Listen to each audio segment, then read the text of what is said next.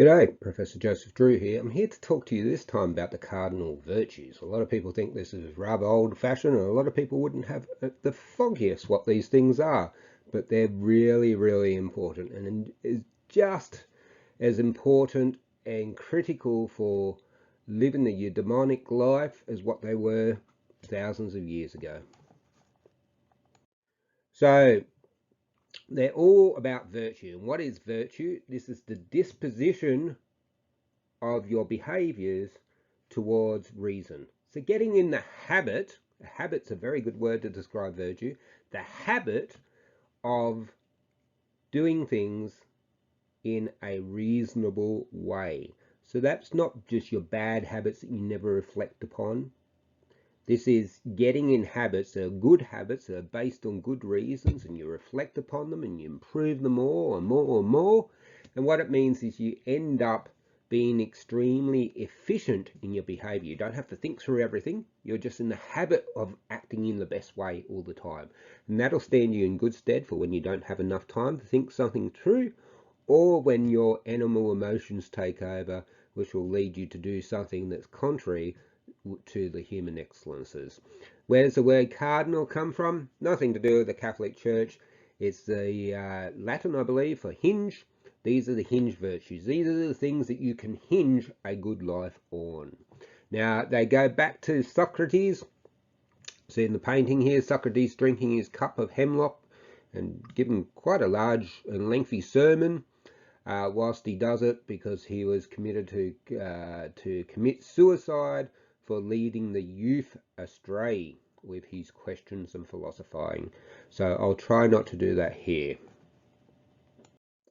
So the cardinal virtues, the first one we look at, and these are in order of importance, and this first one's a really interesting one because it affects your private good. It is good for you as a person, but it also affects the common good. And I've got a video about the common good, but basically it's a help accruing to people as a result of them cooperating.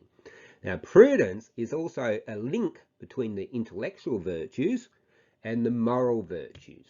So it's interesting from that perspective too. So what is prudence all about? We often use this word in a colloquial sense incorrectly.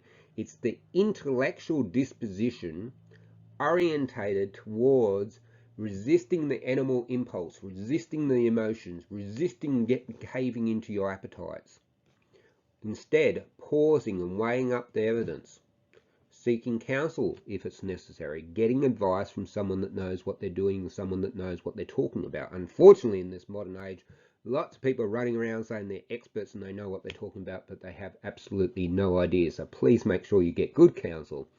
And commanding the best means to achieve the end that is desired. So it's thinking through the process. And this is the thing that sets us apart from my farm animals that you can see in the background there. Humans have the capacity to act according to their excellences, and the things that set us apart is our ability to reason, to use our mind, to plan, think, abstract, give good reasons, and reflect on what has happened and learn from those experiences. My goats, my donkey, my cow, they don't do those things. This is what makes us excellent. And from the function argument of Aristotle, we should always be trying to be the excellence of humans, which is to use this reason all the time, to think through things. Now, we often don't. Throughout this COVID crisis, it's been very, very obvious that lots of government and lots of people haven't been pausing and using reason. They've been giving in to animal fear and greed and self-preservation instincts and emotions, rather than using their excellence as human and reasoning their way to the best outcomes. Justice is the next one in order of importance. It's giving to each person their rightful due by elevating their human dignity. Now, we all have human dignity. What is human dignity? It's the right to pursue our existential ends without undue interference. Now, I have videos on this as well.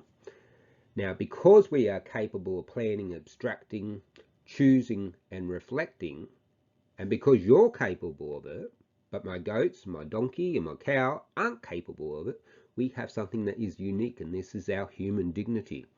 Now, my claim to human dignity is only any good if I accept your claim to human dignity, because the thing that drives both of them is our ability to think and reason, choose, abstract, and reflect. If I deny you human dignity, I ultimately undermine my own claim to human dignity. So justice is me respecting your right to plan and abstract and choose and reflect. It's orientated not towards me, I'm not just to myself, it's orientated towards the common good. It is necessary for the common good. It's necessary for the good society, which is necessary for the good life. Fortitude. This is remaining steadfast in the face of obstacles, even when they appear insurmountable. It's not giving up. It's not throwing in the towel. It's working harder. And this also is something that sets humans apart, something that sets the successful humans apart. Throughout antiquity, for thousands of years, people have been looking at these cardinal virtues and realizing that this is what makes an excellent life. Living these virtues of prudence, justice, fortitude. It's what sets us apart from the animals, and it allows us to be the best people that we can be. It's not giving in to fear when something seems too hard. It's persevering, realizing that we are special human beings and we should pursue our existential ends. It operates, not this time on the common good, but on me as a person. I need to have fortitude. I can't have fortitude for you. I personally need to have fortitude, and you personally need to have fortitude. And without that, it's very unlikely you'll have a successful life. When there's obstacles such as COVID, or family problems, or work problems, if you're going to fold every time, you're not going to achieve and be all that you could have been. It's as simple as that. And the last of the cardinal virtues is temperance. It's a self-mastery over irrational sense appetites, and once again it's about you personally. I have to be able to resist the next beer. I have to resist the next chocolate. I have to resist the temptation to sit on my bottom and watch TV all day long instead of doing my exercise or my work.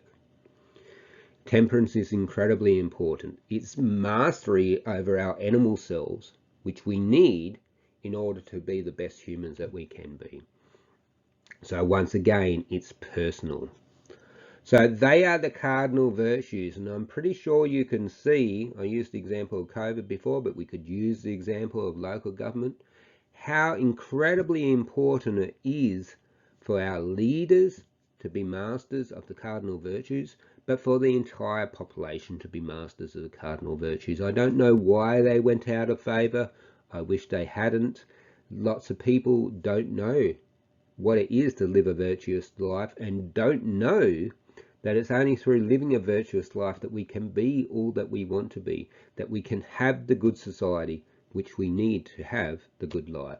I hope you found this video helpful. If you did, please feel free to use it in any way, shape or form you like. You can put it up on your own website, use it as teaching resources, use it, flick it off to your friends, email it to other people. I don't care. The whole purpose of this channel is to help others, help me to help others. Please subscribe, please flick this link, and thank you very much for your time. Goodbye.